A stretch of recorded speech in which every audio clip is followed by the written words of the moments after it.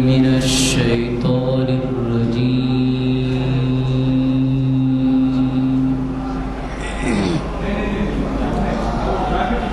بسم الله الرحمن الرحيم.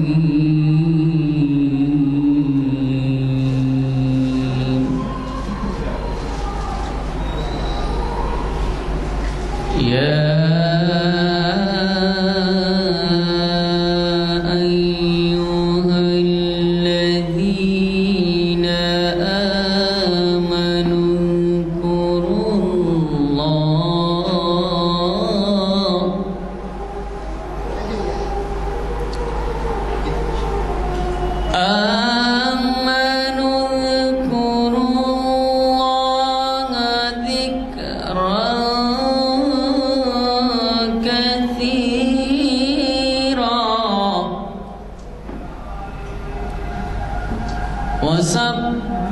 وسبحوه بكرة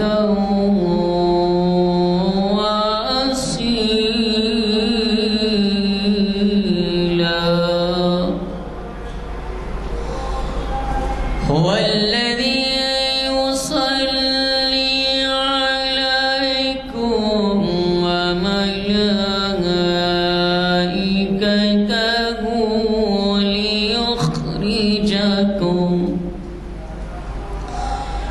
ليخرجكم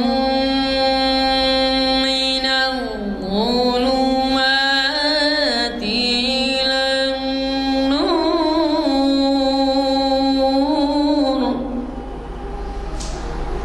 وكان بالمؤمنين رحيما. صدق الله العظيم. اعوذ باللہ من الشیطان الرجیم. بسم اللہ الرحمن الرحیم. ان اللہ لا یغیر بما قومہ حتی یغیروا ما بانفسکم. صدق اللہ العظیم. یہ آیت سورہ رعد کی 11ویں آیت کا درمیانی حصہ ہے. اس کے اندر اللہ تعالیٰ فرماتے ہیں قوموں کے بارے میں کہ اللہ تعالیٰ ان قوموں کی حالت اس وقت تک نہیں بدلتے جب تک کہ خود وہ اپنی حالت کو نہ بدلیں. عام فہم میں اس کا یہ مطلب ہوا کہ انسان اللہ کی نافرمانیاں کرتے ہوئے یا اللہ کے احکام کی خلاف ورزیوں کی وجہ سے گناہوں کا مرتکب ہوتا ہے، جس کی وجہ سے اللہ تعالیٰ ان کو آزمائشوں میں ڈالتے ہیں، ان کو مصیبتوں میں گھیرتے ہیں، ان کو طرح طرح کی آزمائش آتی ہے، اور اللہ تعالیٰ اس وقت تک ان کی اس حالت کو نہیں بدلتے جب تک کہ خود وہ اپنی ذات سے، اپنے قلب سے، اپنے دل سے یہ نہ چاہے کہ اپنے آپ کو بدلیں. اللہ تعالیٰ ہم سب کو اپنے آپ کو بدلنے، اللہ کے احکام کی نہیں اور عمل کی جو ہے ہم کو توفیق عطا فرمائے. یعنی اللہ نے جو احکام دیے ہیں اس کو پر کرنے کی، اور جن کاموں سے روکا ہے اس سے رکنے کی توفیق نصیب عطا فرمائے. آج کے تعلق سے آج شریعت انفارمیشن کی 861ویں نشست ہے. اس کو گن فنڈری جامع مسجد عالیہ میں کانفرنس ہال میں بعد نماز عصر منعقد ہو رہی ہے، اور آج 8 اگست ہے، اور اس کو مخاطب کرنے والے ہیں ہماری جانی پہچانی شخصیت جناب عنایت اللہ صاحب حسامی، اور ان کا عنوان ہے امت میں جو بلا اور مصیبت، اس کے 15 علامات، اس کے اوپر آپ کو روشنی ڈالنے والے ہیں. میں گزارش کروں گا جناب حسامی صاحب سے کہ وہ آئیں اور مخاطب فرمائیں. رحمۃ اللہ وبرکاتہ. الحمد للہ الذی وکفا والصلاة والسلام على أشرف الأنبياء والمصطفى أما بعد قال الله تبارك وتعالى في كلامه المجيد فأعوذ بالله من الشيطان الرجيم بسم الله الرحمن الرحيم ما أصابكم من مصيبة فبما كسبت أيديكم ويعفو عن كثير صدق اللہ مولانا العظیم. محترم بزرگوں، نوجوان ساتھیوں، قرآن کریم کی جو آیت کریمہ میں نے تلاوت کی ہے اس میں اللہ رب العزت فرماتے ہیں انسانوں کے اوپر بلائیں اور مصیبتیں اور بیماریاں جو کچھ بھی آتے ہیں، چاہے وہ بیماریاں ہوں، مصیبتیں ہوں، بلائیں ہوں، خاندانی اختلافات ہو، آپس کے جھگڑے ہوں، آپس کے دشمنیاں ہوں، آپس کے حسد ہوں، جو کچھ ہوں، یہ ساری کی ساری بلائیں اور مصیبتیں انسان کے گناہوں کی وجہ سے آتے ہیں. بما کسبت ایدیکم، اللہ تعالیٰ نے فرمایا مجھے اور آپ کو کہ اے انسانوں، جو بھی مصیبتیں اور بلائیں تم پر آتی ہیں وہ تمہارے ہاتھوں کے کیے ہوئے گناہوں کے سبب ہے. اب اس کا مطلب یہ کہ کوئی بھی انسان اپنے آپ کو اس سے بری نہیں سمجھ سکتا کہ میں تو گناہ ہی نہیں کیا، میرے اوپر کیوں آئیں گی مصیبتیں یا بلائیں. کوئی بھی انسان اس سے بری نہیں ہو سکتا.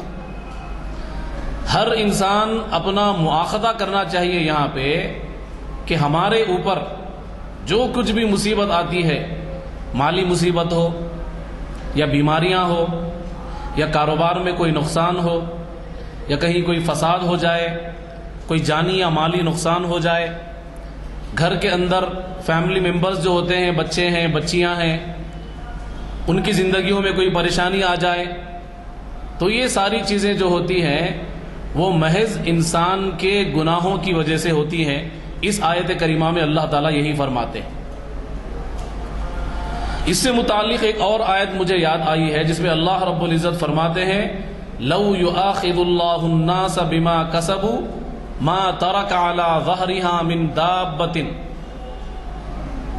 اللہ رب العزت فرماتے ہیں، بڑی دردناک آیت ہے، ہر انسان کو جھنجھوڑنے والی آیت. اللہ فرماتے ہیں اگر انسانوں کے گناہوں کی وجہ سے اللہ رب العزت انسانوں کو پکڑنا شروع کر دے، لو یؤاخذ اللہ، اگر اللہ پکڑنا شروع کر دے الناس، انسانوں کو، بما کسبوا، ان کے گناہوں کی وجہ سے، اگر انسانوں کے گناہوں کی وجہ سے انسانوں کی پکڑ اگر روئے زمین پر شروع ہو جائے تو خدا کی قسم اللہ فرماتے ہیں ما ترک علی ظہرها من دابۃ، ایسی زبردست پکڑ آئے گی اللہ تعالیٰ کی کہ انسانوں کے گناہوں کی وجہ سے کسی جانور کو بھی اللہ تعالیٰ زمین پر زندہ نہیں چھوڑے گا.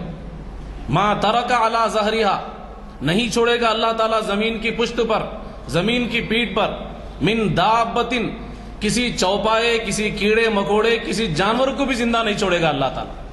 کتنی بڑی بات! گناہ کر رہا ہے انسان اور اللہ کا غضب اتنا زیادہ نازل ہو رہا ہے کہ انسانوں کے گناہوں کی وجہ سے جانور بھی اس کی سزا بھگت رہے. تو معلوم یہ ہوا، دو چیزیں اس میں معلوم ہو رہی. ایک تو یہ کہ انسانوں کے جو گناہ ہوتے ہیں وہ اتنے بدترین ہوتے ہیں، اتنے گندے گناہ ہوتے ہیں کہ ان کے گناہوں کی وجہ سے دوسرے لوگوں کے اوپر بھی مصیبت آتی ہے، ان کے گناہوں کی وجہ سے جانوروں کے اوپر بھی مصیبت آتی ہے. جانور تو بے گناہ ہیں لیکن اللہ کا غضب اتنا زیادہ نازل ہو جاتا ہے کہ انسانوں پر اترنے والے عذاب اور پکڑ کی وجہ سے جانور بھی اس کی لپیٹ میں آ جاتے ہیں، انسان کے گناہ اتنے بڑھ جاتے ہیں. ایک اور آیت میں اللہ رب العزت نے ارشاد فرمایا ظہر الفساد فی البر والبحر بما کسبت ایدی الناس. روئے زمین پر جو فساد برپا ہوتا ہے، روئے زمین کا فساد سے مراد یہاں پر زلزلے ہیں، آندھیاں ہیں، طوفان ہے، بارش کا طوفان ہے یا آندھیاں ہیں یا تیز چلنے والی ہوائیں ہیں جس سے لوگوں کا نقصان ہوتا ہے. اللہ رب العزت فرماتا ہے جب انسان گناہ کرتا ہے تو اس کے گناہوں کی وجہ سے اس روئے زمین پر فساد برپا ہو جاتا ہے. صرف اللہ رب العزت زمین پر فساد نہیں بھیجیں گے، فی البر والبحر، اللہ تعالیٰ فرماتے ہیں خشکی پر بھی عذاب بھیجوں گا اور تری میں بھی عذاب بھیجوں گا۔ تری کے معنی ہے سمندر، خشکی کے معنی ہے زمین جہاں پر لوگ رہ سکتے ہیں، جانور رہتے ہیں، جنگلات ہیں، پہاڑات ہیں، انسان جہاں پہ رہنے والے بستیاں ہیں، شہر ہیں۔ انسانوں کے گناہوں کی وجہ سے شہر اور بستیوں میں تو عذاب آئے گا ہی، لیکن اس کے ساتھ ساتھ انسانوں کے گناہ اتنے خطرناک ہوتے ہیں کہ سمندروں کے اندر بھی اللہ رب العزت زلزلے قائم کر دیتا ہے۔ یہ کیوں ہوتا ہے؟ سمندر میں زلزلے آ جاتے ہیں، سمندر کا پانی کبھی بستیوں کا رخ کر لیتا ہے، سمندروں کے اندر بڑے بڑے طوفان آ جاتے ہیں، سمندر کے اندر کی زمین ہل جانے لگتی ہے، کئی فٹ اوپر تک پانی بلند ہونے لگتا ہے، لوگ ڈر جاتے ہیں، بڑی بڑی عمارتیں کچرے کی طرح بہنے لگتی ہیں۔ یہ کب ہوتا ہے؟ یہ سمندر میں جب طوفان یا طغیانی آ جائے۔ اور یہ طوفان اور طغیانی کیوں آتی ہے؟ اللہ سے پوچھئے۔ اللہ رب العزت فرماتے ہیں بما کسبت ایدیکم، یہ محض انسان کے گناہوں کی وجہ سے پوری سرزمین کو میں عذاب کے اندر مبتلا کروں گا۔ یہ اللہ کا فرمان ہے، ہم کچھ بھی نہیں کر سکتے۔ یہاں ایک آیت میں یوں بھی فرمایا اللہ رب العزت نے ما ربک، آیت میں اللہ رب العزت نے یوں بھی فرمایا یہ سب ہونے کے بعد، یعنی انسان کے گناہوں کی وجہ سے خشکی میں، تری میں، سمندروں میں ہر جگہ طوفان آ رہا ہے، جانور بھی اس کے لپیٹ میں آ سکتے ہیں۔ پھر اس کے بعد اللہ رب العزت فرماتے ہیں پھر بھی تمہارا رب ظالم نہیں ہے۔ قرآن کریم کی آیت ہے ما ربک بظلام للعبید، تمہارا رب بندوں کے اوپر ظالم نہیں ہے۔ ہم سوچیں گے گناہ انسان کرے اور طوفان سمندر کے اندر آ رہا ہے، جانوروں کے اوپر آ رہا ہے، گناہ انسان کرے اور اللہ فرماتا ہے ما ترک علی ظہرہا من دابۃ، کسی جانور کو بھی میں زندہ نہیں چھوڑوں گا اگر میرا عذاب آنا شروع ہو جائے۔ تو یہ سمجھ میں آنے والی بات نہیں ہے نا کہ کرے کوئی بھرے کوئی، انسان گناہ کرتا ہے اور اللہ کا غضب جو ہے جانوروں کے اوپر بھی نازل ہو رہا ہے۔ اس کا مطلب یہی ہے کہ اللہ رب العزت فرماتا ہے اللہ کا غضب اتنا زیادہ ہے کہ تم ہمارے گناہوں کی نحوست اتنی پھیل جاتی ہے کہ جانور بھی اس کے عذاب کے اندر مبتلا ہو جاتے ہیں۔ یہ سب ہونے کے باوجود بھی ما ربک بظلام للعبید، تمہارا پروردگار بندوں پر ظلم کرنے والا نہیں۔ اپنی برات بھی ظاہر کرتی اللہ تعالیٰ، یہ سب ہے اس کے باوجود بھی تمہارا رب تم پر ظلم کرنے والا نہیں ہے۔ کیوں؟ اس لیے کہ یہ محض تمہارے گناہوں کی نحوستیں ہیں، یہ محض میرے اور آپ کے گناہوں کی، ہمارے گناہوں کی نحوستیں ہیں، جس کی وجہ سے ہر قسم کی مصیبت، بلا اور ابتلا، ہم سب کو ہر قسم کی آزمائشوں کے اندر مبتلا ہونا پڑتا ہے۔ تو اللہ کے پیارے نبی صلی اللہ علیہ وسلم فرماتے ہیں امت کے اوپر بلا اور مصیبتیں نازل ہونے والے انسان کے گناہ ہیں، اور اس کے ساتھ ساتھ کچھ گناہوں کو اللہ کے نبی نے انڈیکیشنز کے طور پہ بتایا کہ یہ گناہ جب انسانیت کے اندر روئے زمین پر عام ہو جائے تو امت کے اوپر سخت سے سخت عذاب آئیں۔ 3 یا 4 قسم کے عذاب بتائے اللہ کے نبی نے، وہ میں آپ کو آخر میں بتاؤں گا۔ حدیث شریفہ کے اندر لکھا ہوا ہے 15 علامتیں ایسی ہے، 15 گناہ ایسے ہیں جب یہ گناہ امت کے اندر پھیل جائیں گے تو امت کے اوپر سخت سے سخت آندیاں آئیں گی، طوفان آئیں گے، اور امت کے اوپر پتھروں کی بارش ہوگی اور امت کے چہرے مسخ کر دیے جائیں گے۔ فَلْيَرْتَقِبُوا عِنْدَ ذَلِكَ رِيحًا حَمْرَاءَ، اللہ کے پیارے رسول صلی اللہ علیہ وسلم فرماتے ہیں۔ اچھا اب سنیے وہ 15 علامتیں کیا ہیں، وہ 15 برائیاں کیا ہیں، امت میں ہونے والی وہ 15 برائیاں کیا ہے جس کی وجہ سے امت کے اوپر بلا اور مصیبتیں نازل ہوتے رہتی ہیں۔ سب سے پہلی چیز اللہ کے پیارے رسول صلی اللہ علیہ وسلم فرماتے ہیں اذا کان المغنم دولا، جب مال غنیمت کو انسان اپنی دولت سمجھنے لگے۔ پہلے زمانے میں جنگ ہوتی تھی، مال غنیمت ہوتا تھا، مال غنیمت آتا تھا، بہت سارا جنگ سے بچا ہوا مال، وہ سارا مال بیت المال کے اندر آتا تھا، وہ مستحقین کا حق تھا، مومنین کا حق تھا، یا غریبوں، یتیموں، یہ جنگ میں شامل ہونے والے لوگوں اور جو ہے محتاجوں کا حق تھا بیت المال کا مال۔ اس کے اندر اگر کوئی بندہ خیانت کرے گا یا اس کے اندر اگر کوئی بندہ اس کو اپنا مال سمجھ کے استعمال کرے گا بیت المال سے اجازت لیے بغیر، غربا کے حق کو بندہ بیت المال سے اجازت لیے بغیر اپنے لیے اگر استعمال کرنے لگ جائے تو سمجھیے کہ اس امت پر بلائیں اور مصیبتیں نازل ہونے والی ہیں۔ مثال کے طور پر ایک حدیث شریفہ ہے، بخاری شریف کے اندر حدیث موجود ہے، جس میں اللہ کے پیارے رسول صلی اللہ علیہ وسلم ارشاد فرماتے ہیں خیبر کے موقع پر ایک خادم تھا اللہ کے نبی صلی اللہ علیہ وسلم کا، وہ خادم اللہ کے نبی صلی اللہ علیہ وسلم کی سواری کو درست کرتا تھا، ٹھیک کرتا تھا۔ جب بھی سفر کا وقت ہو جائے. ایک سفر کا وقت تھا, وہ بندہ بیچارہ جو ہے سو اپنا کام کر رہا تھا, سواری کو درست کر رہا تھا.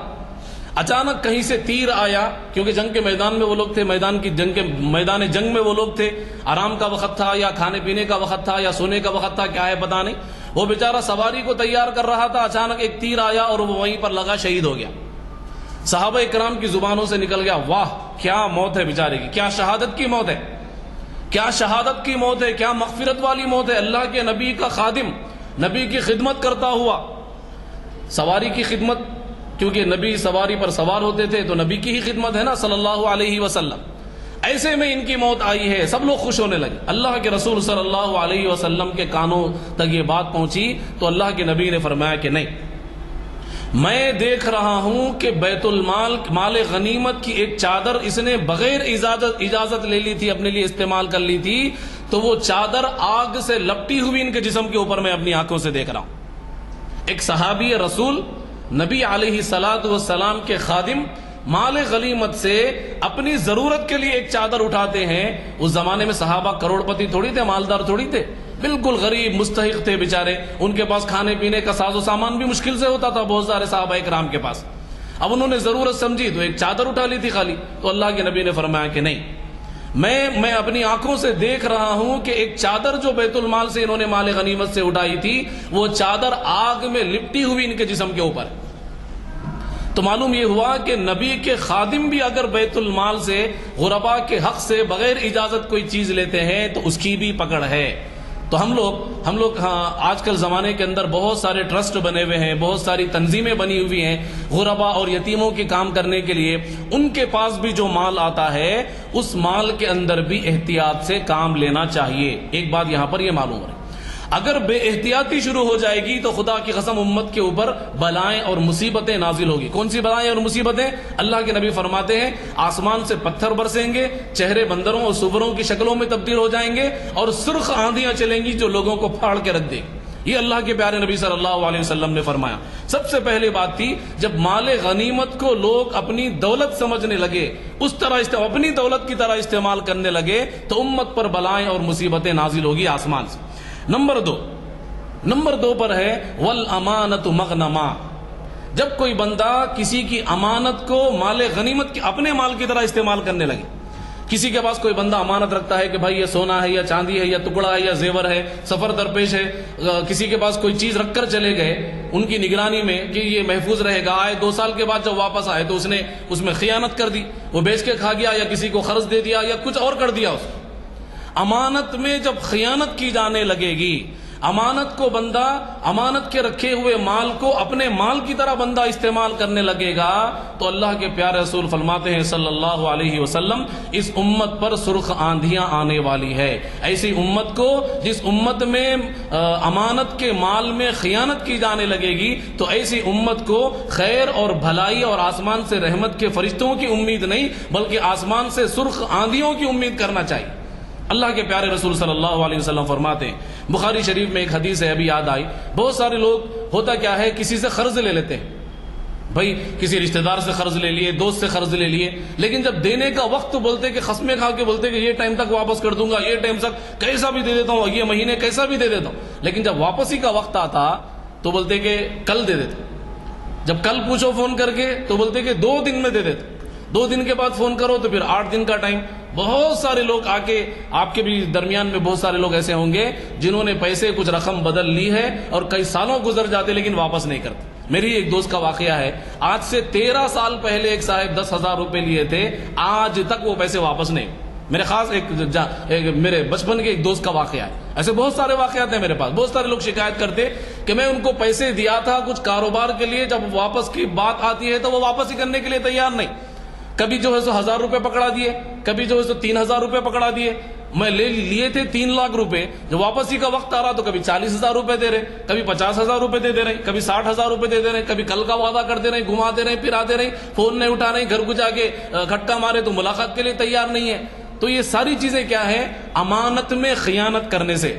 امانت میں جب خیانت کی جانے لگے گی تو اللہ کے نبی فرماتے ہیں اب آپ کے گھروں میں رحمت کے فرشتے اترنے والے نہیں، کوئی خیر و برکت آنے والی نہیں۔ جب امانت میں خیانت ہوئے گی ہماری سوسائٹیوں میں، ہمارے گھروں میں، بستیوں میں، رشتہ داروں میں، خاندانوں میں، خدا کی قسم اللہ کے عذاب کا تم لوگ انتظار کرو۔ فَلْيَرْتَقِبُوا عِنْدَ ذَلِكَ رِيحًا حَمْرَاء، اللہ کے نبی نے فرمایا تمہیں اللہ سے بھلائی اور خیر کی امید نہیں کرنی چاہیے اگر یہ گناہ عام ہو جائے، تمہیں اللہ کے عذاب کا انتظار کرنا چاہیے۔ اللہ کے رسول صلی اللہ علیہ وسلم فرماتے ہیں، اللہ کے نبی صلی اللہ علیہ وسلم نے ایک واقعہ سنایا تھا امانت اور خیانت سے متعلق، جو بخاری شریف کے اندر وہ واقعہ کئی جگہ پر موجود ہے، 2-4 جگہ پر کچھ موجود ہے۔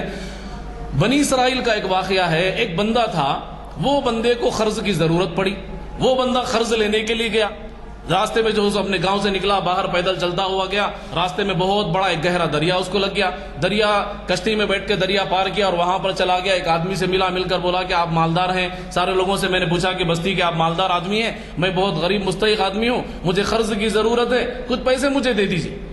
اس نے بولا کہ بھائی کوئی گواہ لے کر آؤ، تو انہوں نے بولا وکفا باللہ وکیلا، میرا جان پہچان کا کوئی بندہ یہاں پر نہیں ہے، میرے جان پہچان کا کوئی بندہ یہاں پر نہیں ہے، لہٰذا میں گواہ اللہ کو بناتا ہوں۔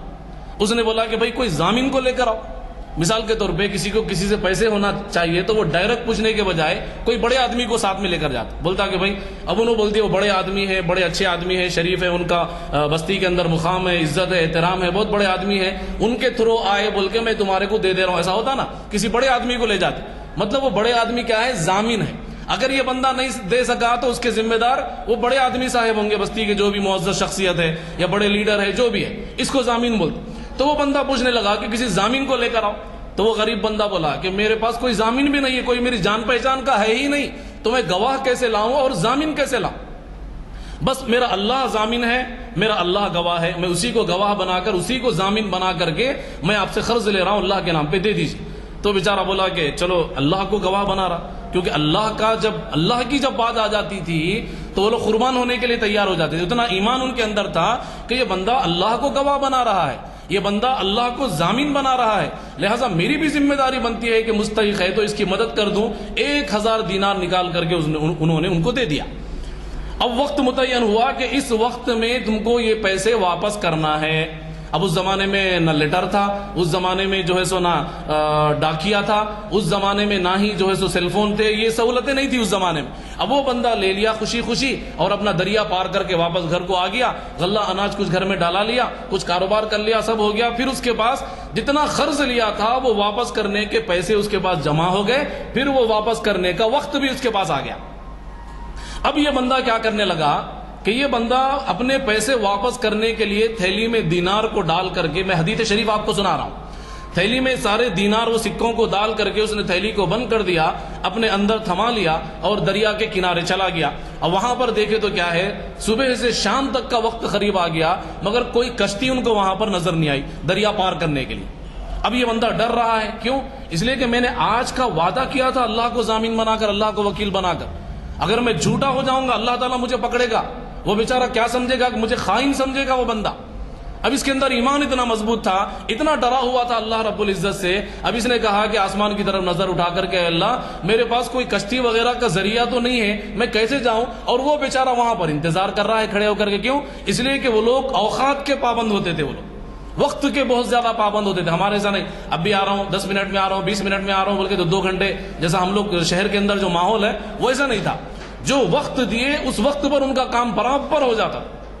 اب وہ بندہ وہاں پر انتظار کر رہا ہے، اس بندے کو کوئی سواری یہاں پہ نہیں مل رہی، کوئی کشتی یہاں پہ نہیں مل رہی، تو اللہ کے پیارے رسول صلی اللہ علیہ وسلم فرماتے ہیں اس بندے نے اللہ پر مکمل یقین رکھتے ہوئے ایک درخت کی بڑی لکڑی کاٹی، اس لکڑی کے اندر تھوڑا سا سوراخ کیا اور اس تھیلی کو، دینار کو، درہم کو اس کے اندر ڈال دیا اور ایک پرچی پر لیٹر لکھ دیا کہ بھائی یہ فلاں صاحب کی رقم ہے، فلاں صاحب کی رقم ہے، آج میں ان کو قرض واپس کرنا تھا، مجھے سواری نہ ملنے کی وجہ سے میں یہ قرض واپس نہیں کر سکا، اے اللہ اب یہ تیری ذمہ داری ہے، میں یہاں تک آ کر کے اپنا حق میں نے ادا کر دیا ہے، اپنا وعدہ میں نے پورا کر لیا ہے، اے اللہ یہ اب آپ کی ذمہ داری ہے، آپ اس قرضے کو اس بندے تک پہنچائیے۔ اور اس لکڑی کے اندر چھپا دیا، اس کو سیو کر دیا۔ اب وہ لکڑی تیرتے تیرتے تیرتے تیرتے تیرتے شام ہونے کے وقت میں، مغرب کے قریب کے وقت میں کنارے تک پہنچ گئی۔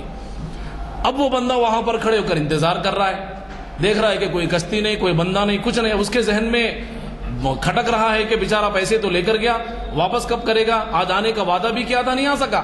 واپس شام ہو گئی تو وہ بندہ لوٹنے لگا، اچانک اس کو وہ لکڑی کا پیڑ نظر آیا. تو بندہ بولا کہ اب کیا کروں، خالی ہاتھ جانے کے بجائے لکڑی اٹھا لے کے جاتا ہوں، گھر میں چولہا جلانے کے لیے کام آ جائے گی، سکھا کے اپنا کام لے لوں گا.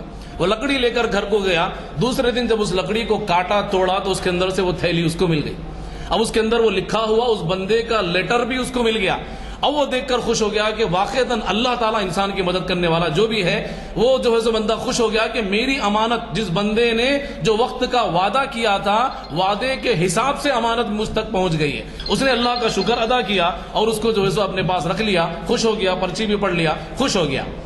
تو دیکھیے یہ جو بندہ ہے، اس کے اندر امانت واپس کرنے کا جذبہ، جنون اور شوق جو تھا، اس جذبے اور جنون کو دیکھ کر اللہ رب العزت نے اس کی امانت دریا کے ذریعے اس تک پہنچا دیا. قرآن کریم کی آیت بھی ہے نا، من کان للہ کان اللہ لہ. جو اللہ کا ہو جاتا ہے، اپنے ایمان کو، یقین کو اللہ کے سپرد کر کے، اللہ کی ذات پر یقین کر کے جو بندہ بیٹھ جائے، اللہ تعالیٰ دریا سے بھی کام لے سکتا ہے، مچھر سے بھی کام لے سکتا ہے، چونٹی اور مکھی سے بھی اللہ تعالیٰ کام لے سکتا ہے. وہ نمرود کا واقعہ مشہور ہے، ادھر ادھر میرا ذہن جا رہا ہے. اللہ تعالیٰ کسی بھی اپنے مخلوق سے کام لے سکتا ہے. اللہ تعالیٰ نے خود فرمایا للہ جنود السماوات والارض، زمین اور آسمان میں اللہ رب العزت کے لشکر موجود ہے. وہ کسی کو بھی لشکر بنا سکتا ہے. وہ لنگڑے مچھر کو لشکر بنا کر وقت کے بادشاہ کو ہلاک کر سکتا ہے. وہ دریا کا پانی کو ہٹا کر موسیٰ کے لیے راستے نکال سکتا ہے. وہ کچھ بھی کر سکتا ہے. ان لوگوں کا ایمان اتنا مضبوط تھا تو اللہ رب العزت نے ان کے ایمان کے حساب سے، ان کے جو ہے سو شریعت پر عمل کرنے کے جذبے کے حساب سے، اللہ رب العزت نے ان کی امانت کو، جس بندے کی امانت تھی، وہاں تک پہنچا دیا. تو معلوم یہ ہوا پہلے زمانے میں امانت کو واپس کرنے کا خیال اتنا زیادہ تھا، لیکن آج کے زمانے میں اگر دیکھا جائے تو امانت اگر کسی کی آ گئی تو واپس ملنا اس کا یقین ہی نہیں. سگے بھائی کے اوپر بھی کوئی بندہ آج کے زمانے میں یقین نہیں کرتا. سگے بھائیوں پہ یقین نہیں کر سکتے کہ میں ان کے پاس رقم رکھاؤں گا، کچھ رکھاؤں گا تو وہ پوری وقت پر واپس ملنے والی ہے، وہ پوری وقت پر واپس ملنے والی ہے. وعدے کے ساتھ، پورے یقین کے ساتھ نہیں بول سکتے. نہ سگا بھائی واپس کرنے والا ہے، نہ بیٹا واپس کرنے والا ہے، نہ کسی قریبی دوست کے پاس رکھا دو تو وہ واپس کرنے والا ہے. اور اللہ کے پیارے رسول صلی اللہ علیہ وسلم کے سامنے جب کوئی جنازہ آتا تو سب سے پہلے اللہ کے نبی پوچھ لیتے، ایک ندا لگاتے، آواز لگاتے کہ اس بندے کے اوپر کسی کا قرض تو باقی نہیں ہے. اگر قرض باقی ہوتا تو اعلان کر دیتے کہ کوئی بندہ مالدار اس کا قرض ادا کر سکتا ہے کیا. اگر کوئی قرض ادا کرنے کے لیے تیار ہو جائے، اس کا قرض ادا کیا جاتا، اس کے بعد نماز پڑھتے تھے پیارے رسول صلی اللہ علیہ وسلم. ورنہ تو قرض، جو بندہ مقروض کی حالت میں مر جائے، اس کی قرض ادا کرنے کی کوئی صورت بھی موجود نہ ہو تو اس کے جنازے میں شریک نہیں ہوتے تھے اللہ کے نبی صلی اللہ علیہ وسلم. اتنی خطرناک بات کہ امانت میں خیانت کرنا اتنی خطرناک بات ہے. قرض لے کر واپس کرنا بھی امانت میں خیانت ہے. کسی کے پاس رقم رکھی جائے اس کو واپس کرنے میں بھی یہ مسئلہ بھی امانت کا خیانت ہے. کہیں ہم ملازم ہیں تو جس وقت پر ہماری نوکری بات ہوئی کہ یہ وقت سے یہ وقت تک آپ کام کرو، اتنے پیسے آپ کو ملیں گے، اگر اس وقت کو آپ غلط استعمال کر رہے ہیں تو یہ وقت کی آپ خیانت کر رہے ہیں.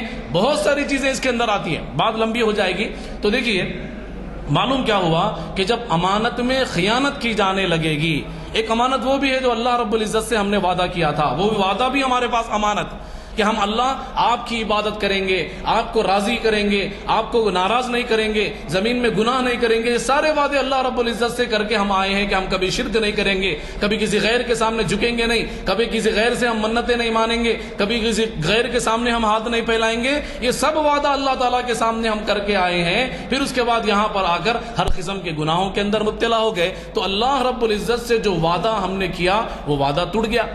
وہ وعدہ امانت کے طور پر ہمارے پاس موجود تھا، اس میں ہم نے خیانت کر دی ہے. یہ بہت لمبا، اس کا بہت وسیع اس کا مطلب ہے اس حدیث شریف کا، اس جملے کا. بات میں یہیں پر اپنی ختم کرتا ہوں کہ والامانۃ مغنما، جب امانت کے اندر خیانت کیا جانے لگے گا تو اس روئے زمین پر اللہ کی کوئی رحمت نہیں اترے گی، انسانوں کی دعائیں قبول نہیں ہوگی، انسان کوئی خیر کی امید نہ کرے بلکہ اللہ کے عذاب کا انتظار کرے. بس چوتھی چیز ہے والزکاۃ مغرمہ. اللہ کے پیارے رسول صلی اللہ علیہ وسلم فرماتے ہیں ایک زمانہ ایسا آئے گا کہ لوگ زکوٰۃ دینے کو بوجھ سمجھیں گے. بوجھ، زکوٰۃ دینے کو بوجھ سمجھیں گے. زکوٰۃ کیا چیز ہے؟ زکوٰۃ غریبوں کا حق ہے. مالداروں سے لے کر غریبوں کو دینے کا حکم ایک سسٹم بنایا ہے اللہ رب العزت نے. یہ اللہ کا قانون ہے. ہم کیا سمجھتے ہیں کہ مال کا تھوڑا سا اندازہ کر لو, اس کا 40% نکال لو. باقی ہم کو معلوم بھی نہیں کن کن چیزوں میں زکوٰۃ واجب ہوتی ہے, یہ بھی نہیں معلوم ہے. بہت سارے لوگوں کو یہ بھی نہیں معلوم. ایک محترمہ ہے جو مہدی پٹنم کے آس پاس میں کہیں رہتی ہے, مرحوم ان کا انتقال ہو گیا ہے. بیچاری دین سے زیادہ واقف نہیں تھی. ایک اسکول میں وہ پرنسپل تھی, میں وہاں پہ پڑھاتا تھا. وہاں پہ جب ملاقات ہوئی تو ان کو معلوم نہیں زکوٰۃ کیسا نکالتے. سال بھر میں بڑی مشکل سے 6, 7, 10, 12, 20 ہزار اگر نکال دیے تو اسی کو وہ زکوٰۃ سمجھتے تھے. یعنی ان کے ذہن میں زکوٰۃ کا یہ تصور تھا کہ کسی غریب کی مدد کر دی جائے رمضان میں, یہی زکوٰۃ ہے. بڑی مشکل سے 10 سے 20 ہزار کی مدد کر دیتے تھے. اللہ تعالیٰ نے بہت دیا تھا. لیکن ایک مرتبہ میں گھر میں بیٹھا ہوا تھا, اس وقت میں وہ پوچھنے لگی کہ زکوٰۃ نکالنے کا طریقہ کیا ہے.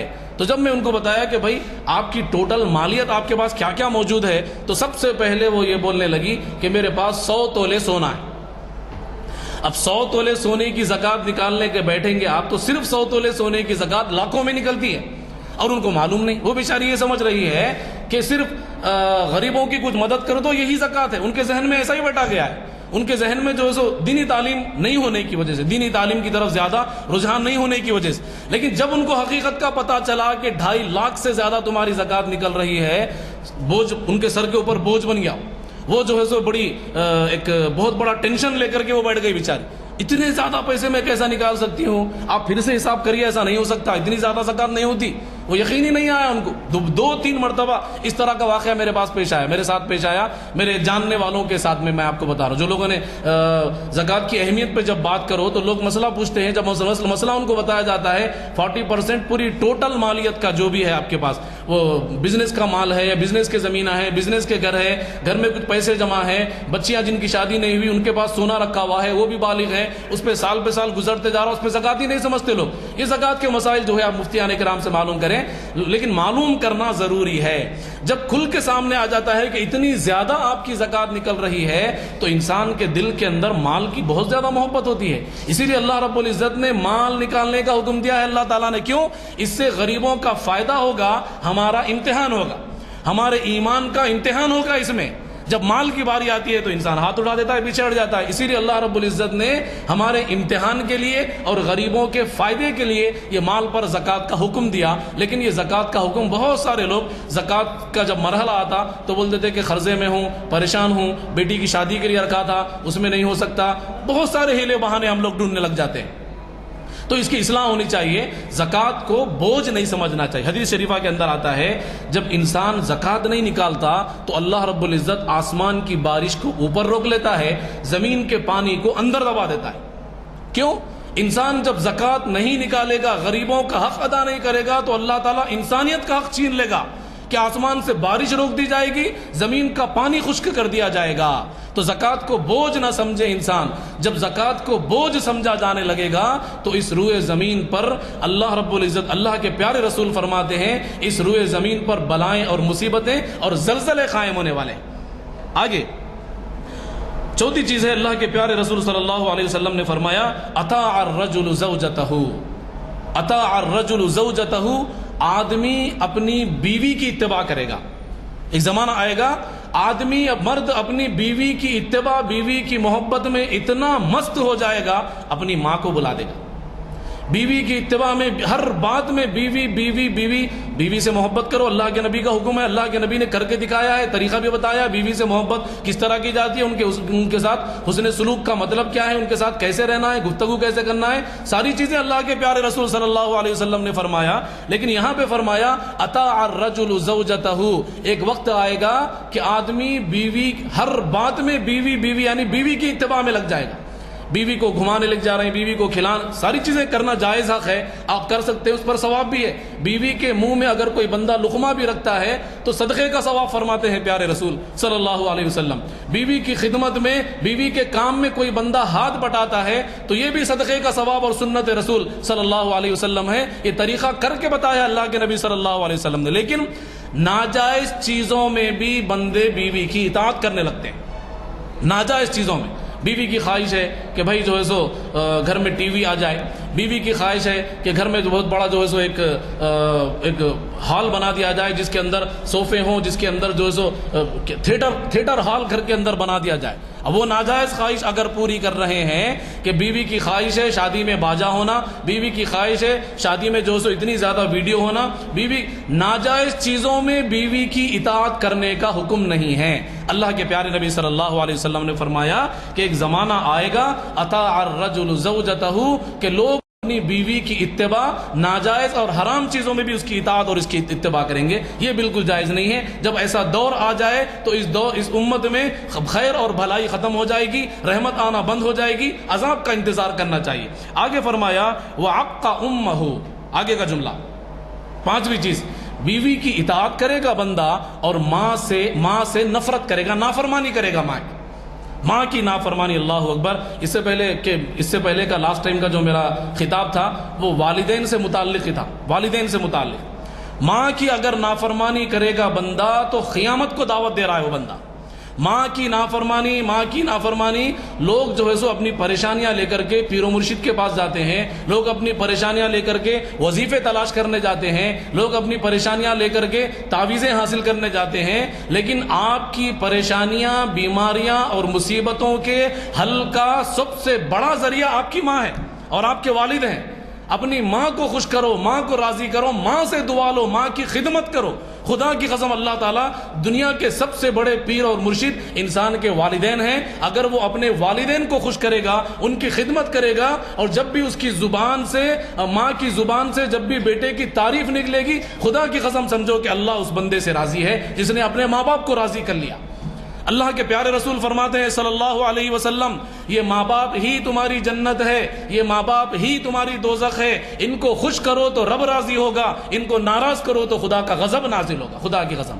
اور لوگ جو ہے سو دل کے سکون کے لیے مرشدوں کے پاس جاتے ہیں، لوگ جو ہے سو کاروبار میں برکت نہیں ہو رہا وظیفے لینے جا رہے ہیں، لوگ جو ہے سو گھر کے اندر خیر و برکت نہیں ہے بلکہ پیر و مرشد کو بلانے جا رہے ہیں. گھر کے اندر خیر و برکت پیر و مرشد کے ذریعے نہیں آتی. سب سے بڑے پیر و مرشد ہمارے ماں باپ ہیں. ان کو راضی کریے اللہ کے واسطے، چاہے وہ ماں باپ کافر ہی کیوں نہ ہو. اللہ کے نبی کا حکم ہے صلی اللہ علیہ وسلم.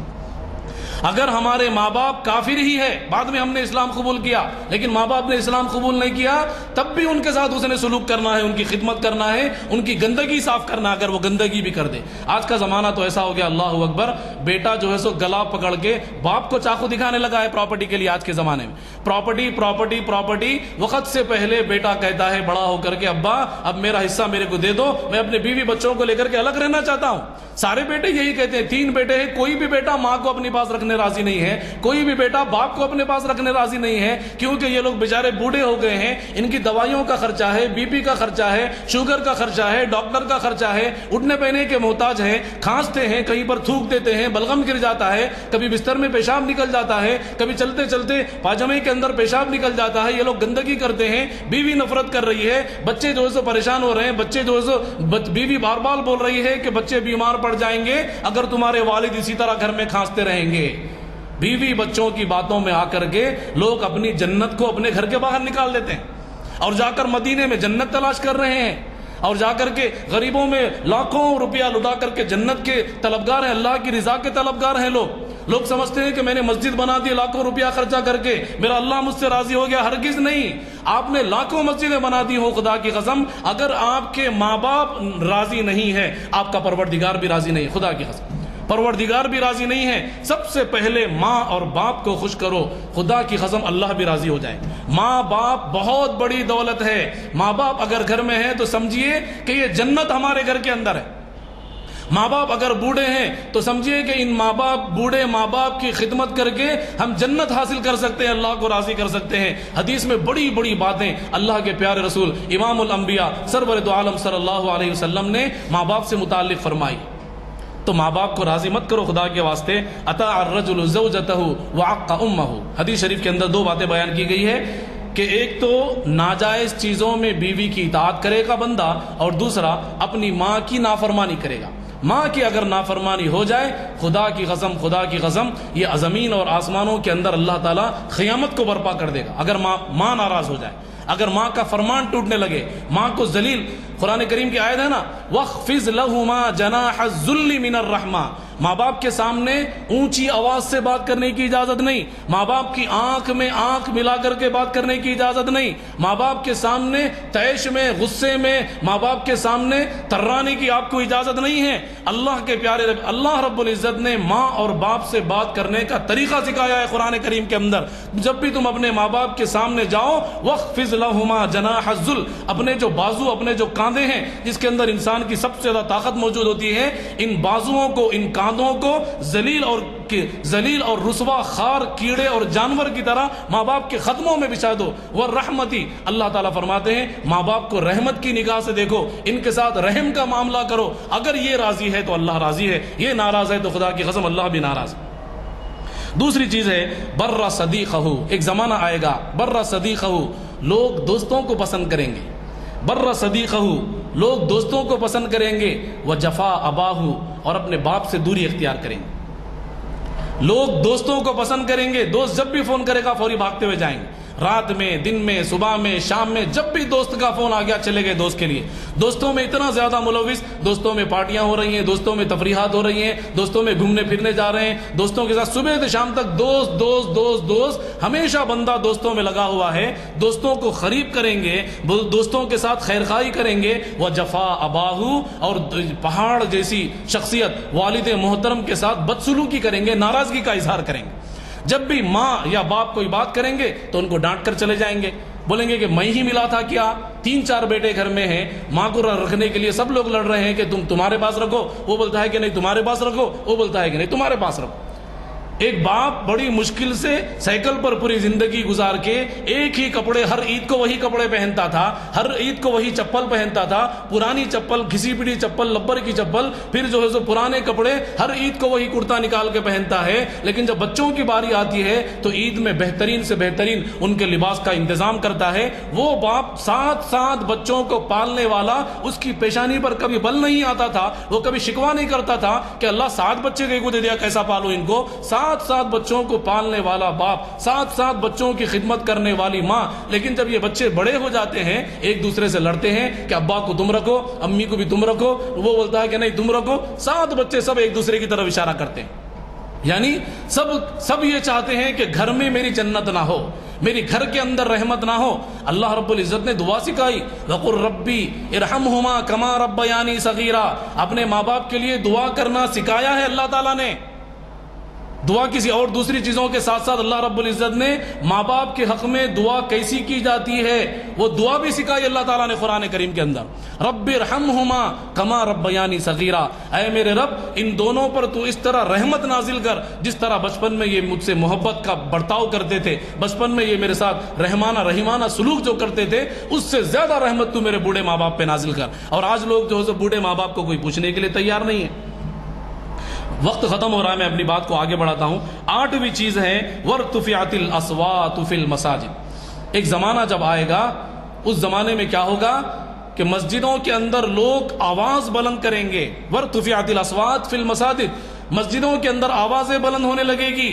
ایک فرقہ کہے گا کہ میں صحیح ہوں، دوسرا فرقہ کہے گا کہ میں صحیح ہوں۔ میں نے ایک مسجد میں اپنی آنکھوں سے دیکھا ہے کہ امام ممبر پر کھڑے ہو کر خطبہ دے رہا ہے، ان کے ہاتھ میں وہ سنت والی لکڑی موجود ہے، وہ خطبہ دیتے کھڑا ہوا ہے ڈریس پہن کر کے، شایا پہن کر کے، اور سامنے جو ہے 2 فرقے آپس میں لڑ رہے ہیں کہ تم لوگ مسجد سے نکل جاؤ، مسجد ناپاک ہو گئی، وہ لوگ کہہ رہے کہ تم لوگ گمراہ ہو گئے، تم لوگ کافر ہو گئے، تم لوگ مسجد سے نکلو۔ وَارْتُفِعَتِ الْأَصْوَاتُ فِي الْمَسَاجِدِ، مسجدوں کے اندر جھگڑے ہوں گے، آواز بلند ہونے لگے گی۔ جب ایسا ہونے لگے، یعنی مسجدوں کے اندر تفرقہ پیدا ہونے لگے، مسجدوں کے اندر مسلک کے اور مشرب کی بنیاد پر جھگڑے ہونے لگے، تو آسمان سے رحمت کی امید نہ کرو، آسمان سے اپنی دعاؤں کی قبولیت کی امید نہ کرو، آسمان سے رحمت والی بارش کی امید مت کرو۔ آسمان سے کوئی رحمت کا فرشتہ نہیں آئے گا ایسے وقت میں، ایسے وقت میں آئے گا تو صرف اور صرف اللہ کا عذاب آئے گا، اس عذاب کا انتظار کرو، اللہ رب العزت فرماتے ہیں۔ آگے 9ویں چیز، کان زعیم القوم ارذلہم، اللہ کے پیارے رسول صلی اللہ علیہ وسلم فرماتے ہیں کان زعیم القوم ارذلہم، جب قوم کا لیڈر، قوم کا سب سے بڑا بدترین آدمی ہوگا، قوم کا سب سے زیادہ ذلیل ترین شبابی، کبابی، فاحش، زانی، بدکار، بدکردار، بری گفتگو کرنے والا، گالی گلوچ جس کی زبان کے اندر بھرا ہوا ہے، قوم کا سب سے گھٹیا انسان قوم کا لیڈر بن جائے گا، تو سمجھو کہ اس امت میں خیر اترنے والا نہیں، اس امت پر عذاب اترنے والا ہے۔ آج وہی زمانہ چل رہا ہے۔ آگے دیکھیے، اکرم الرجل مخافۃ شرہ، 10ویں چیز فرماتے اللہ کے پیارے نبی صلی اللہ علیہ وسلم، اکرم الرجل مخافۃ شرہ، آدمی کی عزت کی جائے گی کس لیے؟ انہوں پڑھے لکھے ہے بول کے نہیں، انہوں لیڈر ہے بول کے، بڑے آدمی ہے بول کے نہیں، اس کے شر کے خوف سے اس کی عزت کی جائے گی۔ اکرم الرجل، آدمی کو عزت دی جائے گی، مخافۃ شرہ، اس کے شر سے ڈر کر لوگ اس کی عزت کریں گے کہ بھائی ان کی عزت کرو، لیڈر صاحب ہے بستی کے، ان کی عزت نہیں کرے تو ڈرینیج کی لائن نہیں ملتی، ان کی عزت نہیں کرے تو واٹر لائن نہیں ملتا، ان کی عزت نہیں کرے تو گھر کے سامنے کا کھمبا ہٹتا نہیں، ان کی عزت نہیں کرو تو گھر میں بستی میں جو ہے سو گھر کے سامنے بالکنی نکالنے کی اجازت نہیں ملتی، ان کی عزت کرو، کیوں؟ ان کے شر کے خوف سے عزت کی جائے گی۔ اکرم الرجل مخافۃ شرہ، جب آدمی کی عزت اس کے شر سے بچنے کے لیے لوگ کریں گے تو سمجھو کہ اس امت پر خیر اور برکت نہیں بلکہ مصیبتیں نازل ہونے والی ہیں۔ اور آگے فرمایا لبس الحریر، ایک زمانہ آئے گا کہ لوگ ریشم کے لباس کو پسند کریں گے، لوگ ریشم کا لباس پہنیں گے۔ اللہ کے پیارے نبی صلی اللہ علیہ وسلم کے داماد جو تھے حضرت علی المرتضیٰ رضی اللہ تعالیٰ عنہ، وہ ایک مرتبہ ریشم کا لباس پہن کر آ گئے، ریشم کی چادر کچھ اوڑھ کر آ گئے تو اللہ کے نبی صلی اللہ علیہ وسلم نے ناراضگی، ناپسندیدگی والی نظر سے ان کو دیکھا۔ جب ان کو محسوس ہوا کہ اللہ کے نبی نے میری طرف سے اپنا چہرہ پھیر لیا تو لوگوں سے معلوم کیا تو لوگوں نے کہا کہ ریشم حرام ہو گیا ہے، ریشم سے منع فرمایا اللہ کے نبی نے۔ حضرت علی رضی اللہ تعالیٰ عنہ کا بھی پتہ نہیں تھا، فوری گئے اس ریشم کو پھاڑا اور اپنے گھر کی عورتوں کے اندر اس کو تقسیم کر دیا، پھر لباس تبدیل کر کے آئے۔ معلوم ہوا کہ ریشم پہننا اللہ کے رسول صلی اللہ علیہ وسلم کو سخت ناپسندیدہ تھا۔ جب ریشم کا لباس عام ہوتا جائے گا تو اس امت سے خیر اور اس امت سے بھلائی اڑ جائے گی، اللہ کے عذاب نازل ہوں گے۔ غربت الخمور، 12ویں چیز فرمایا اللہ کے پیارے نبی صلی اللہ علیہ وسلم نے، شراب کثرت سے پی جائے گی۔ آج تو دعوتوں میں شراب ہے، آج تو جو ہے سو دعوت ولی میں سنت کے مطابق کیے جانے والے میں، شادی تو جو ہے سو مسجد کے اندر نکاح ہوتا ہے اور ولیمے کے اندر کچھ غیر مسلم دوست آ رہے بول کے شراب کی ٹیبل بھی لگائی جاتی ہے، اس کو فیشن سمجھ رہے لوگ۔ اور آج کا دور تو ایسا خطرناک ہو گیا، ہر 3 کلومیٹر دور پہ آپ کو ایک شراب کی دکان نظر آئے گی۔ غریب بستیوں میں جائیے، راشن کی دکان پر اتنی بھیڑ آپ کو نظر نہیں آئے گی جتنی کی جو ہے سو شراب کی دکانوں پر آپ کو بھیڑ نظر آئے۔ آج کے زمانے میں شراب پینا، نوشہ کرنا، نوجوان بچے اس کو فیشن سمجھ رہے ہیں۔ ایک بار چکے دیکھ لیں گے کیسا ہوتا دیکھیں گے بول کے بھی بچے چک رہے ہیں۔ کالج کے بچوں کی بات میں آپ کو بتا رہا ہوں، ایسٹ مارر پلی جو سکندرآباد کا ایریا ہے نا، وہاں پر ایک کالج میں میرا جانا ہوا تھا کسی لیکچر کے سلسلے میں، تو وہاں پر ایک بچی بڑی مشکل سے فرسٹ ایئر یا سیکنڈ ایئر کی بچی تھی، وہ بچی جب سامنے آئی آ کر کچھ بات کرنا چاہ رہی تھی تو میں الگ میں ان سے بات کیا اکیلے میں، تو انہوں نے بتایا کہ میں نے کل شراب پی ہے، کیا کروں اس گناہ کا۔ ٹینشن میں آ کے شراب پی لی مول صاحب، ہمارے مکاندار فلاں کچھ بدتمیزی کر رہے تھے، ہمارے والدہ جو بھی گھر میں کچھ ٹینشن تھا، وہ ٹینشن میں آ کر پیسے نہیں تھے جس کی وجہ سے انہوں نے شراب، بہت پرانی بات ہے یہ، وہ بچی کہتی ہے کہ میں نے شراب پی لیا، اب کیا کروں۔ ٹینشن میں کوئی شراب پی رہا ہے، خوشی میں کوئی شراب پی رہا اور پلا رہا ہے، کوئی جو ہے سو خالی چکے دیکھیں گے کیسا رہتا ہے، بلکہ نوجوان بچے آج کل بڑی بڑی فلموں میں دیکھ رہے ہیں کہ شراب کی گلاس رکھی جاتی ہے، اسٹائل سے اس کو پیا جاتا ہے، تو آخر رہتا کیا؟ جب ایک چیز دیکھتا ہے بندہ تو اس کے ذہن میں شیطان خود بخود یہ بات ڈال دیتا، یہ ہے کیا چیز، ایک بار چکے دیکھیں گے۔ بھائی برا دوست مل گیا تو وہ تو بولتا کہ ٹینشن زیادہ نکو لے بھائی، 2-3 گھونٹ مان لو سارا ٹینشن دور ہو جاتا۔ لوگ غلط صحبت میں آ کر کے کوئی ٹینشن دور کرنے شراب پیتا ہے، کوئی خوشی کے موقع پہ شراب پی رہا ہے، کوئی جو ہے سو چکے دیکھیں گے بول کے شراب پی رہا ہے، کوئی محض خالص کوئی ضرورت اس کو نہیں ہے، محض فیشن کی بنیاد پر کوئی جو تو شراب پی رہا ہے۔ اتنی شراب عام ہو گئی ہے کہ نشے کی لت آج کے زمانے کی عورتوں میں بھی آ گئی، مسلم بچیوں کے اندر بھی نشے کی لت۔ ایک شراب کی دکان پر میں نے برقع پہنی ہوئی نوجوان کالج کی بچی کو بھی میں نے دیکھا، اپنے ہاتھ سے وہ شراب کا بوتل لے کے جا رہی۔ اتنا عام ہو گیا ہے، شراب فیشن بن گیا ہے آج کے زمانے میں۔ اللہ کے پیارے رسول فرماتے ہیں جب شراب کثرت سے پی جانے لگے گی تو تمہاری دعائیں قبول نہیں ہوگی، اللہ کی رحمت نازل نہیں ہوگی، اللہ آسمان سے خیر نہیں اتارے گا، بس انتظار کرو اللہ کے عذابوں کا۔ آگے جو چیز ہے اللہ کے پیارے نبی فرماتے ہیں واتخذت القیان، لوگ گانے والی عورتوں کو پسند کریں گے۔ یہ وہی دور، بوڑھوں کو بھی گانے پسند ہیں، بچیوں کو بھی گانے پسند ہیں، مردوں کو بھی گانے پسند ہیں، گانے والی عورتیں پسند ہیں لوگوں۔ لوگوں کو اتنے پسند ہے کہ کوئی بندہ اپنے آٹو پہ اس کی فوٹو ہی لگا لیتا ہے، کوئی بندہ اپنے کمروں میں اس کے فوٹو لگا لیتے ہیں کالجز کے بچے، کوئی بندہ اس کے جیب میں سے والٹ نکل جائے تو اس کے اندر کسی فلمی اداکارہ کی فوٹو ہوتی ہے. کیوں؟ اس لیے کہ وہ ناچتی ہے یا گاتی ہے، جو بھی اس کی آواز اس کو پسند ہے. وہ صبح میں اٹھتا ہے تو وہ آواز سنے بغیر اس کو سکون نہیں ملتا. وہ غم کے موقع پہ اس کی آواز سن کے اپنے دل کو بہلاتا ہے. وہ خوشی کے موقع پر زور سے بجا بجا کر پڑوسیوں کی نیند حرام کر کے اپنے اپنے فنکشنوں میں بڑی بڑی آوازوں سے جو ہے سو گانے بجانے لگا کر کے لوگ جو ہے سو دھوم مچا رہے ہیں. کیوں؟ اس لیے کہ ان کو ناچنے گانے والی عورتیں پسند ہے. بدکار، بد کردار، فاحشہ، زانیہ، بدکار عورتیں ان لوگوں کو پسند ہیں. ان کی تصویریں بھی اپنے جیب میں رکھ کر پھریں گے، اپنے فون کی اسکرین پر ان کی تصویریں نظر آئیں گی. اکیلے میں بھی انہی کو دیکھتے ہیں بیٹھ کر کے، تنہائی میں بھی انہی کو دیکھتے ہیں. اللہ کے پیارے رسول صلی اللہ علیہ وسلم فرماتے ہیں ایک زمانہ آئے گا لوگ رات میں سو کر گانے سنتے سنتے سنتے سنتے عادت کے مطابق سو جائیں گے، لیکن جب صبح اٹھیں گے تو ان کی شکلیں اللہ تعالیٰ بندر اور سوروں کی شکل میں تبدیل کر دے گا. آگے ہے 14ویں چیز جو ہے والمعازف، یعنی ناچنے اور گانے میوزک کے آلات. معازف کہتے ہیں میوزک کے آلات. میوزک کی اتنی بری لت لگ گئی ہے آج کے زمانے میں، نعت شریف کے ساتھ بھی میوزک لگا دی ہے لوگوں نے، قوالیوں کے ساتھ بھی لوگ جو ہے سو میوزک شامل کر لیے ہیں. لوگ میوزک کا اتنا رواج ہو گیا ہے، چھوٹے سے چھوٹے بچے کو میوزک پسند ہے. اللہ کے پیارے نبی صلی اللہ علیہ وسلم ایک صحابی فرماتے ہیں جب میں چھوٹا تھا، میں بچہ تھا، راستے میں ہم لوگ گزر رہے تھے، اچانک دور سے ایک باجے کے بجنے کی آواز آئی. جیسے وہ آواز ہم تک پہنچی، امام الانبیاء سرور دو عالم صلی اللہ علیہ وسلم نے اپنی چادر کو اپنے کانوں میں ٹھونس لیا اور اپنی انگلیوں کو اس طرح رکھ لیا اور صحابی سے کہنے لگے کہ بیٹا وہ آواز دور چلے گئی کیا؟ اس کی آواز آ رہی یا نہیں ابھی؟ جب اس صحابی نے کہا کہ یا رسول اللہ وہ تو دور چلے گئی، اس کی آواز نہیں آ رہی، تو اللہ کے نبی نے اپنے کانوں کے اندر سے وہ کپڑا اور انگلیاں نکال. اتنی نفرت تھی اللہ کے نبی کو بجنے والی چیزوں سے. اور آج کے زمانے میں چھوٹا بچہ باہر سے گانا بجتا ہے، کوئی میوزک کی آواز آتی ہے بجنے کی تو چھوٹا بچہ گھر کے باہر نکل کے وہ بھی ناچتا ہے. اس کے والد کو بھی شوق ہے کہ میرا بچہ ناچے، میوزک لگا کے وہ بھی ناچ رہے ہیں اور ان کے ساتھ میں جو ہے کیا کر رہے ہیں، اس کی ویڈیو لے کر کے سوشل میڈیا پر بھی ڈالی جا رہی ہے. اپنے عزیز و اقارب کو بھی بتائی جا رہی ہے کہ دیکھو میرا بچہ میوزک پہ اس طرح اچھا ناچتا ہے. اور آج کل اسکولوں کے اندر ایک سبجیکٹ باضابطہ گانے بجانے والے آلات جو گٹار وغیرہ ہوتے ہیں نا، تبلے گٹار کا بھی ایک سبجیکٹ اسکولوں کے اندر رکھ دیا گیا ہے. بچے اس کے اندر اپنا فیوچر بنائیں گے اور لوگ پسند کر رہے ہیں کہ میرے بچے ناچنا سیکھے، ڈانس گانا سیکھے، میرے بچے بجانا سیکھے. لوگ اس کو پسند کر رہے ہیں. ولیمے کے اندر باجا، عقیقے کے اندر باجا، ہر چیز کے اندر باجا، میوزک. پوری زمین کو ہم نے گناہوں سے لت پت کر دیا ہے. پروردگار کے غضب کو ہم نے خود دعوت دے رکھی ہے. واتخذت الخیان والمعازف، لوگ جو ہے سو گانے والی عورتوں کو پسند کریں گے اور میوزک کے آلات کو پسند کریں گے.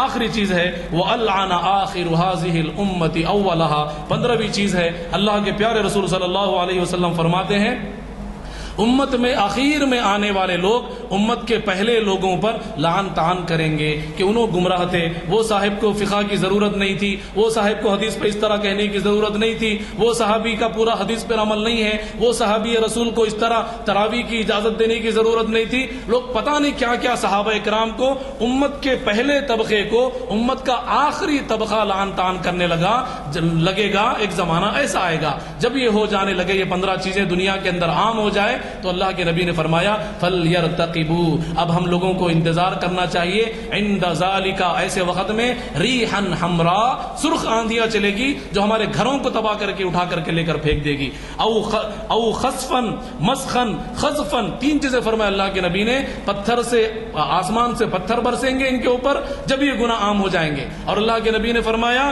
ان کے اوپر زلزلے قائم ہوں گے اور ان کی صورتوں کو بندر اور سوروں کی شکل میں اللہ رب العزت تبدیل کر کے رکھ دے گا. اللہ تعالیٰ سے دعا کرتا ہوں یہ 15 گناہوں سے اللہ تعالیٰ ہم سب کی حفاظت فرمائے، ہماری نسلوں کی، ہمارے گھر کے بچوں کی، عورتوں کی، سب کے اللہ رب العزت حفاظت فرمائے. آمین یا رب العالمین. وآخر دعوانا الحمدللہ رب العالمین.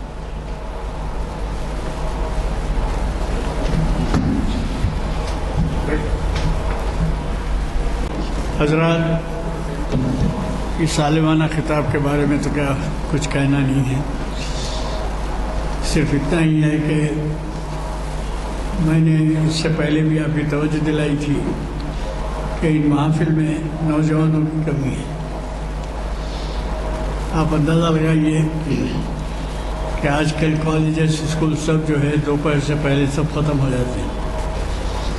شام میں بچوں کو مصروفیت کھیل کود کی رہ سکتی ہے، لیکن یہ بھی ہو سکتا ہے کہ بغیر کھیل کود کے ڈسٹرب کیے کہ ان محافل کو اٹینڈ کریں.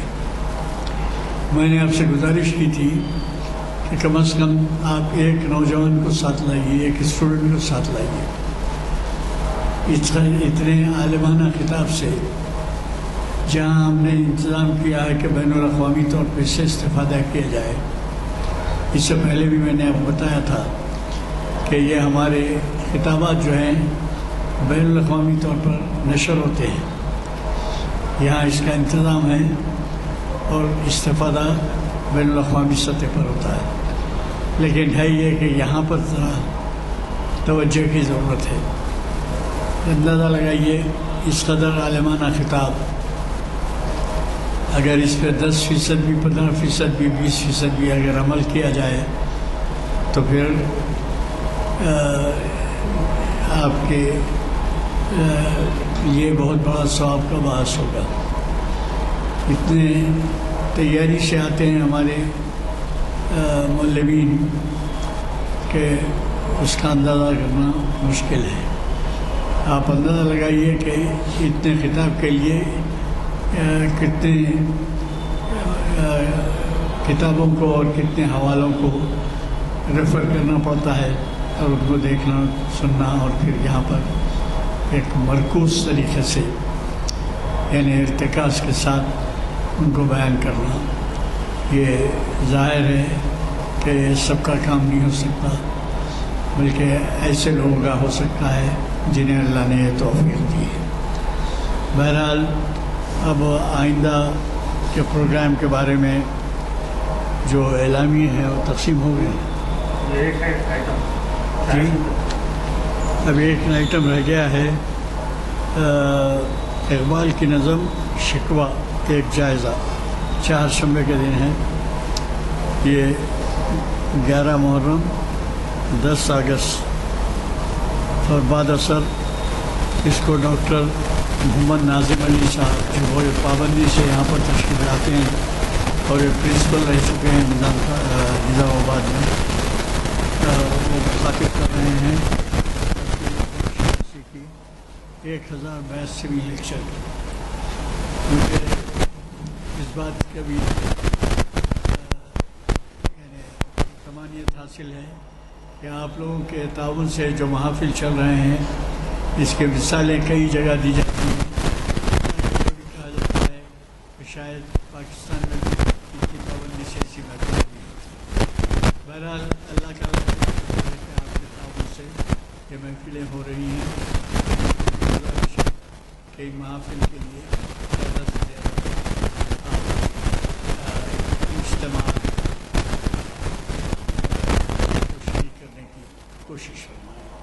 چونکہ دعا ہو چکی ہے، دعا نہیں، دعا گزارش.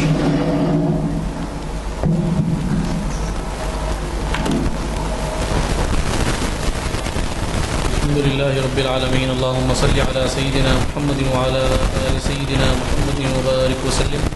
ربنا آتنا في الدنيا حسنة وفي الآخرة حسنة وقنا عذاب النار. ربنا ظلمنا أنفسنا وإن لم تغفر لنا وترحمنا لنكونن من الخاسرين. يا الله يا رحمن يا رحيم يا مالك الملك يا ذا الجلال والإكرام. اے اللہ ہمارے گناہوں کو معاف فرما، خطاؤں سے درگزر فرما.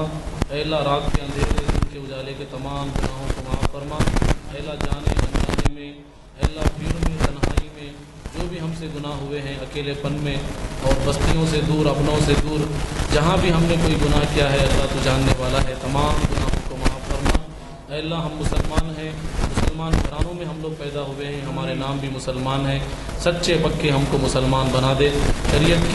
شریعت کی اہمیت ہمارے دلوں کے اندر بٹھا دے. اسلام کی محبت ہمارے دلوں کے اندر بٹھا دے. اللہ قرآن کریم کو پڑھنے، اس کو جاننے، اس پر عمل کرنے کی توفیق دے اللہ ہم سب کو. اللہ خصوصاً نوجوانوں کا جو طبقہ دین بیداری کا شکار ہے یا دین سے ارتداد کا شکار ہے یا نشے کی عادتوں میں یا گندی اور خراب آیانی چیزوں کے اندر مبتلا ہے، اللہ ان نوجوان بچوں کی ضرورت ہے، اللہ ان نوجوان بچوں کو شریعت کی اس طرح کی محافل سے جڑنے اور اس کی اہمیت ان کے دلوں کے اندر بٹھا دیجیے پروردگار، اس طرح کی محافل سے جڑنے کی ان سب کو توفیق دیجیے اللہ، ہم سب کے اندر سدھار پیدا کرنے کی ہم سب کو اس کا ذریعہ بنائیے اللہ، امر بالمعروف کرنے کی ہم سب کو توفیق دیجیے، منکرات سے روکنے کی ہم سب کو توفیق دیجیے، اے اللہ آہستہ آہستہ ہم اپنے اندر کے گناہوں کو ختم کر لیں اور آہستہ آہستہ ہمارے گھروں کی اصلاح ہو، عورتوں کی اصلاح ہو، جوانوں کی اصلاح ہو، بستیوں کی اصلاح ہو، خاندانوں کی اصلاح ہو، اے اللہ اس اصلاح کی فکر سے یہ کوششیں کی جا رہی ہے، اے اللہ اس کوششوں کو قبول کیجیے، جو لوگ یہاں پر موجود ہیں ان تمام کے جائز مقاصد اور مقاصد حسنہ میں کامیابی نصیب فرمائیے، اے اللہ ہم میں سے جو بھی بندہ جس طرح کی بھی مشکل اور پریشانی میں مبتلا ہے اس کی مشکل اور پریشانی کو آپ جاننے والے ہیں، ان کی مشکلات کو پریشانیوں کو دور فرمائیے، اے اللہ جو بندہ بیمار ہے اے اللہ اس کو صحت اور تندرستی نصیب فرمائیے، اے اللہ بالخصوص وہ لوگ جو اپنی بیماریوں سے عاجز آ چکے ہیں، اے اللہ وہ لوگ جو مہلک امراض کے اندر مبتلا ہیں ہم سب کی مہلک امراض سے حفاظت فرمائیے، اور جو بندے مہلک بیماریوں کے اندر مبتلا ہے جیسا کہ کینسر ہے یا دماغ کا مرض ہے یا ہارٹ پیشنٹ ہے یا بلڈ کینسر ہے یا اس طرح کی کوئی اور مہلک بیماریاں جو انسانوں کو موت کی طرف لے جاتی ہیں، اے اللہ ان بیماریوں کا علاج ہمیں نصیب فرمائیے، اے اللہ غیب سے اس کا علاج فرما دیجئے، یا جن دواؤں میں آپ نے شفا رکھی ہے وہ دوائیں ہمارے بیماروں تک پہنچا دیجئے، اے اللہ اگر دواؤں میں شفا ممکن نہ ہو پروردگار ہم دعا کرتے ہیں ہماری دعاؤں کو قبول کر کے ہمارے بیماروں کو شفا کاملہ عاجلہ مستمرہ دائمہ نصیب فرمائیے، اے اللہ دواؤں اور دعاؤں سے علاج ممکن نہ ہو تو پروردگار آپ غیب کے خزانے رکھنے والے، صحت کے خزانے اپنے پاس رکھنے والے، آپ کی قدرتیں بڑی ہیں، اپنی قدرت سے اپنے بیماروں کا علاج کر دیجئے، اللہ جو پریشان حال ہیں ان کی پریشانیوں کو دور فرمائیے، ہمارے اس بیٹھنے اور سننے ان کوششوں کو ان نیک سعیوں کو اللہ قبول فرمائیے، اللہ جو کچھ کہا گیا مجھے عمل کرنے ہم سب کو عمل کی توفیق دیجئے، آمین یا رب العالمین، وصلی اللہ علی حبیبہ الکریم وعلی آلہ واصحابہ اجمعین برحمتک یا ارحم الراحمین والحمد للہ رب العالمین۔